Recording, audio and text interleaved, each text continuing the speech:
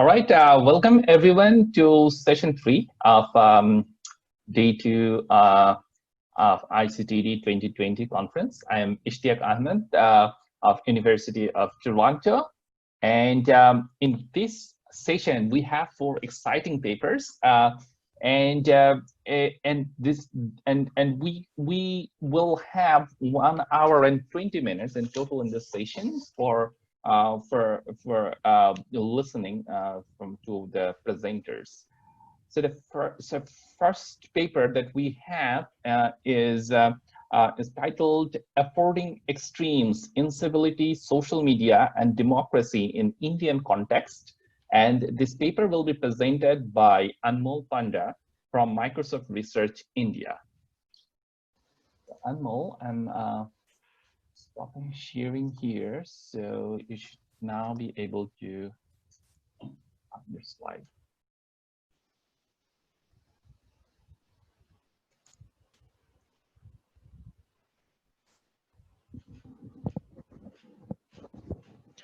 Hi all, can you hear me? We can, yeah. Thank you.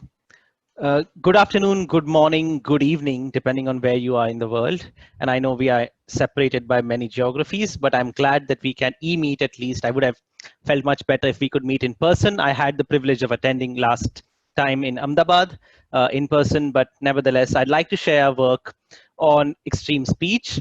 And what we are looking at here is who can and cannot afford to use extreme speech on social media. This was chiefly done at Microsoft Research India with collaborators from all of these organizations. Let's begin. Political discourse, political propaganda, political insults are as old as time, from Alexander the Great to Donald Trump. However, the manner in which political propaganda spreads, the methods that are used to deliver political insults has evolved. If you look at this visualization by the Washington Post, here they are plotting the choicest insults of Donald Trump that he uses on Twitter to attack his political opponents. From neurotic, nut job, overrated, no clue, crying, lightweight, little, disaster, weak, nasty, racist, terrible, disgraced, fake, dishonest, phony, failed, dummy, dope, and so on. All of these would fit the definition of extreme speech that we are working with. And these are directed by him towards other politicians, media, celebrities, and as well also his former staff. This begs the question, who can and cannot insult on social media? Is someone regulating who is insulting someone on social media? Who are the people who get regulated by these regulators? And the answers to these questions would raise more questions. Are there any asymmetries in how this regulation happens? Past ICTD researchers have shown that when information communication technologies, or ICTs as we know them, are implemented without consciousness for political and socio-political environment, they can reinforce socio-economic and political biases in the global south. Moreover, the affordances of an ICT medium are significantly impacted by the local culture and history, the constraints, the resource constraints that the community faces, as well as the legal framework that governs the use of those ICTs. If you look at social media as a specific ICT medium, it has dramatically altered how political discourse happens worldwide, including in the global south. And it has also altered the who can participate in this discourse. The theoretical framework we use to analyze this aspect is the theory of affordances, which says that an environment offers opportunities for action to an interacting user who then has the agency to act upon those opportunities. However, these affordances are affected by 4 key factors. Firstly, the individual's personal capacity to act upon a given affordance. Secondly, not all affordances are same. Some may be more accessible to a given user. Some may be more useful for a given goal or a specific intent. Thirdly, the past experience of the user has a significant impact on whether they choose to act upon these affordances. And lastly, the socio-cultural context, the privileges or the penalties that the user faces external to that environment also affect the user's ability to act upon those affordances. What are the affordances of Twitter which are critical in this regard? Excuse me, give me a minute. Yes. Most importantly, Twitter allows the creation of personalized publics, which are defined by three factors. Firstly, the ability to curate the information of one's choice. Secondly, the ability to select the sources from which you get that information. And lastly, the ability to use informal and conversational speech, which has critically the last aspect, the ability to use informal speech has allowed many communities from low literacy, many individuals from low literacy communities to participate in political or any form of discourse, which has allowed what we call the democratization of content creation and propagation.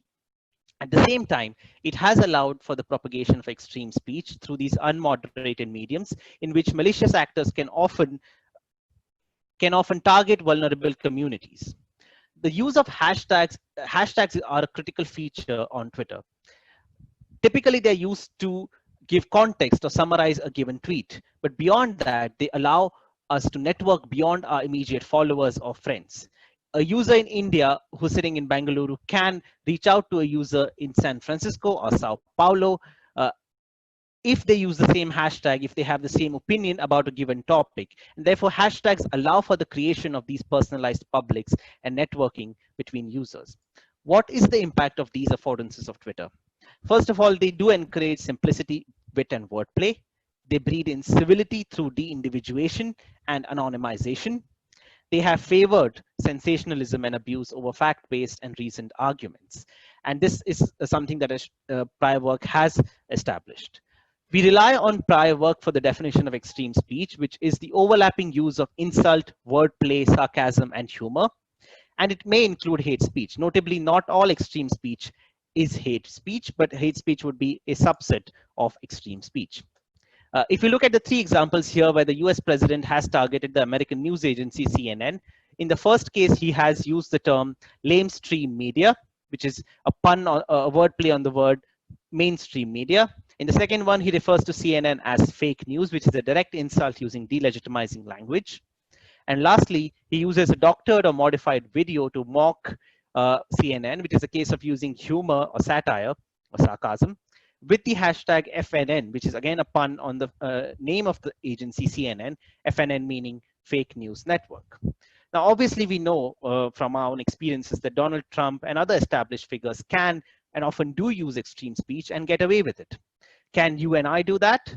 Well, that depends on how the state regulates extreme speech. And here's a quote by Partha Chatterjee, a renowned post-colonial historian, who says, and I quote, "When a country has experienced a long period of colonial rule in which populations were frequently surveyed, classified, described, and controlled, this shapes not merely the strategies of states, but also the forms of political demands and community that arise to resist them."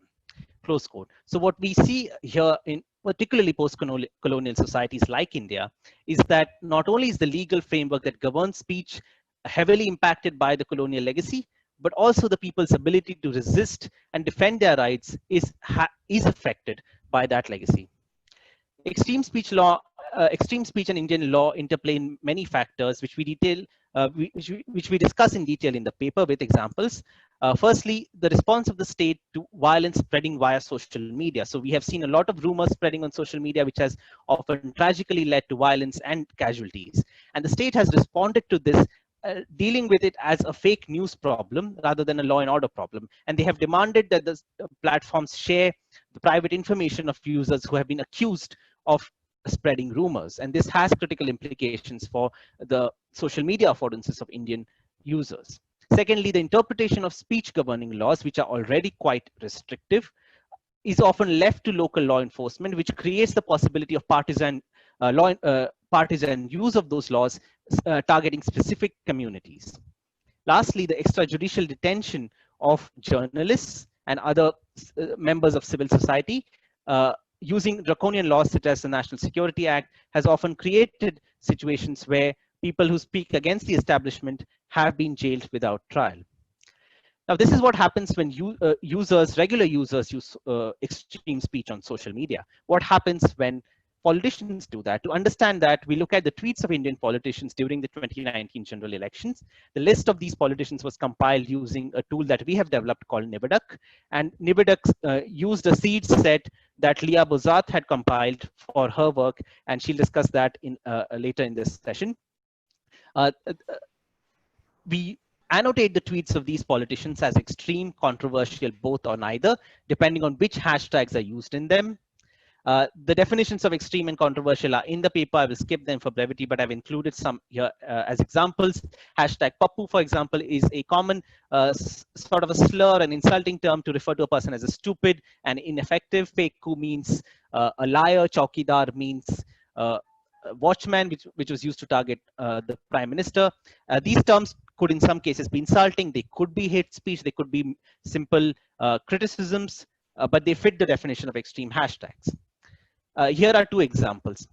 The Congress, which is the main opposition party in India, says on the left, Prime Minister or Propaganda Minister, who is playing the role of PM Modi when Mr. Modi is touring around for campaigns and inaugurations. Hashtag Wow Modi Ji Wow, which is Hindi for hashtag Wow Modi Wow, which is a case of satire.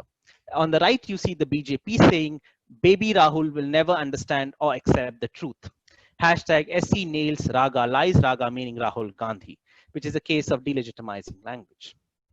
If we feed this to a mixed effects model and we use to estimate rather the effect of extreme and controversial hashtags on retweets, we wanted to see if this is indeed rewarding these politicians for using extreme and controversial hashtags. The response variables were number of retweets and number of favorites, and we controlled for the user who posted the tweet, the date on which the tweet was posted, number of followers the user had, which is critically tied to the retweets. It has a high correlation, and the language of the tweet. And we see that expectedly controversial and extreme hashtags get higher retweets.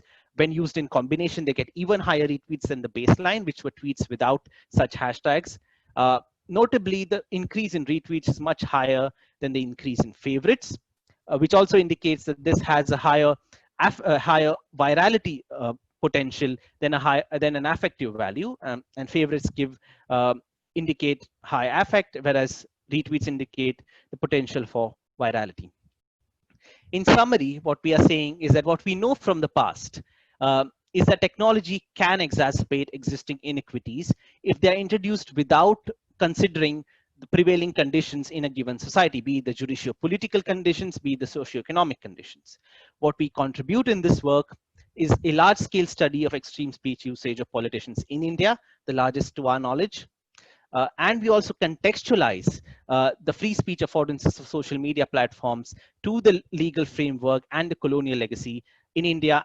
And we believe this can be extrapolated to other post-colonial societies. And it's important to understand here that while citizens and politicians alike use extreme speech, the effects on citizens are substantially different because the state enforces certain laws on them. Whereas when politicians do that on Twitter, they don't face legal penalties, but they are significantly rewarded because of Twitter's affordances through increased retweets and popularity. What we are not saying is that Twitter is responsible for a nation's nation's laws. It's not. And similarly, the Indian state is not responsible for Twitter's incivility breeding affordances. Rather, the interplay between these aspects has critical implications for the free speech affordances of social media users, tens of millions, hundreds of millions of social media users in India. Currently, I'm working with Joyojeet at Microsoft Research India, and we will be releasing our data set of Indian and US politicians at Social Media and Society in July. I hope to see you there. I will be joining Libby Hemphill's lab at the University of Michigan later this fall to start my PhD. These are my contact details. Please feel free to reach out with questions and if you're looking for potential collaborations. At MSR India, we have a database of hundreds of millions of tweets of Indian and US politicians. We have analyzed trending topics, topical preferences of parties, centrality of leaders in online campaigns, and other researchers in our lab are considering the use of this engagement of celebrities in political discourse, gender and caste aspects of political campaigns, and the role of misinformation in political discourse. Thank you very much. I'll be happy to take your questions. Thanks, Anmol. So from the audience, you can raise your hands if you have any question, and I already see a couple of hand raised. So but first, there is a question on the chat box from Dipanjan, who asked if your tool is available openly for like using for others. Which tool? The tool for gathering politicians? Dipanjan, do you want to speak? You can unmute yourself. Yes, Nevadak, yes. Yes, Niveduk is will be the data set will be available on GitHub on July 22, and it will the paper will be published on Social Media and Society, and through that you will get the availability of that data. Cool. So David, you have your hand raised. David Namer. All right. Hey, Anmol. Thank you so much for your paper. It was very interesting. I'm not sure if you're going to be able to answer this question, but you mentioned in your previous slide that Twitter is not there to set, we're not seeing that Twitter is there to define the laws. But I was wondering if in your analysis, I don't know if you touched on the terms of service or anything that, that Twitter relies on to regulate itself. But I was wondering if you were able to see something related to how Twitter complies with the local laws. Just because from my experience, they don't. And they rely behind some of their terms of service to kind of reject local laws. But then there is this contrast and these tensions between the Silicon Valley company define like national laws. So I was wondering if you were able to see something related to that. Yes, I think that's a very interesting question. And the way I see it is that the main aspect is that these platforms were mostly designed for Western audiences, and then in like implemented at scale without much concern to understand how how it would affect audiences or users in the global South and in countries like India, for instance. And yes, Twitter does not really have much regard for local law, and I'm not sure whether having that regard is necessarily positive. In my personal opinion, I think free speech is something that should be protected. At the same time, that is a complicated argument to make. But I will say that a lot of users in India went directly from having no electronic media to communicate to having a smartphone and access to social media. They did not go through the phases of using, say, email or other forms of media, which perhaps could prepare one for understanding how digital media works. And I think that has critical implications. And Twitter does not really look at those aspects when social media platforms don't consider those aspects when they implement themselves their systems at scale in the global South. And that's something that I think is an important aspect. David, this is Joyojeet, and I'll try to get at part of your question as well, which is that what we're trying to say over here is that there are colonial era free speech laws which were meant to push down any kind of dissent, and those laws are actually what the problem is, and the power imbalance between somebody who can use those colonial laws and put a battery of lawyers behind them, or the government lawyers behind them, is what makes the affordances of Twitter particularly dangerous, rather than anything Twitter in and of itself is doing. So thank you. And so we can probably take one more question. So Indrani has her hands up. So Indrani, you can go. Thank you, Anmol. Great talk. Very important work.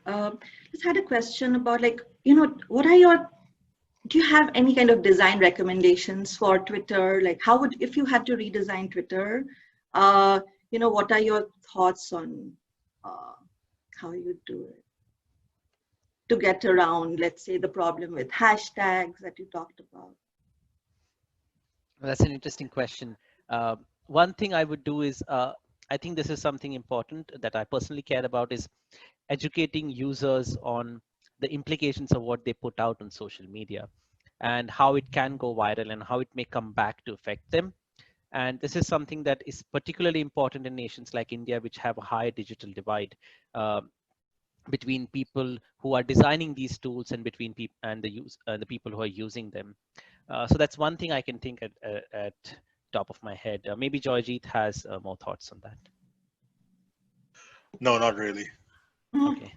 All right. Yeah. So let's I know like there are a couple more questions from the audience, but we can have this after the session with Anmol